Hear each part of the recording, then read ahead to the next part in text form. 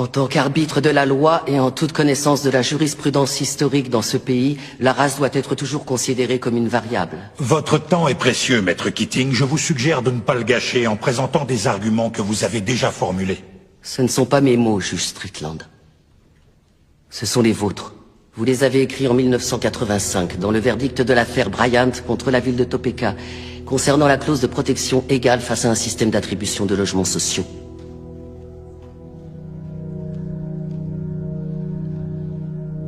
Le racisme fait partie de l'ADN des États-Unis d'Amérique.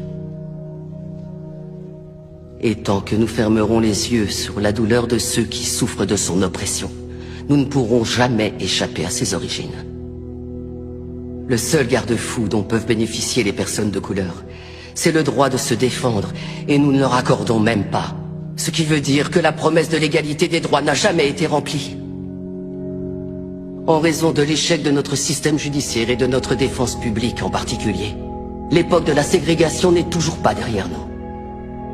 L'époque où les lois ont rendu illégal que les noirs et les blancs soient enterrés dans le même cimetière, où on catégorisait les gens en carterons ou en octavons, où on punissait un noir parce qu'il avait demandé des soins médicaux dans un hôpital pour blancs. Certains prétendent que l'esclavage est révolu. Mais allez dire ça aux prisonniers qui sont parqués dans des cages et à qui on dit qu'ils n'ont pas le moindre droit. Des personnes comme mon client Nathaniel Leahy et des millions d'autres personnes comme lui qui sont enfermées dans nos prisons et reléguées à une existence indigne d'un être humain. Il n'y a aucune alternative à la justice dans cette affaire. Il n'y a pas d'autre option. Prendre une décision à l'encontre de mon plaignant, c'est choisir de remplir les poches des propriétaires de prisons, plutôt qu'offrir une défense digne de ce nom à tous ceux qui y sont enfermés. Est-ce que c'est l'Amérique dans laquelle veut vraiment vivre cette cour? Un pays où l'argent a plus d'importance que l'humanité? Où la criminalité est confondue avec les troubles mentaux?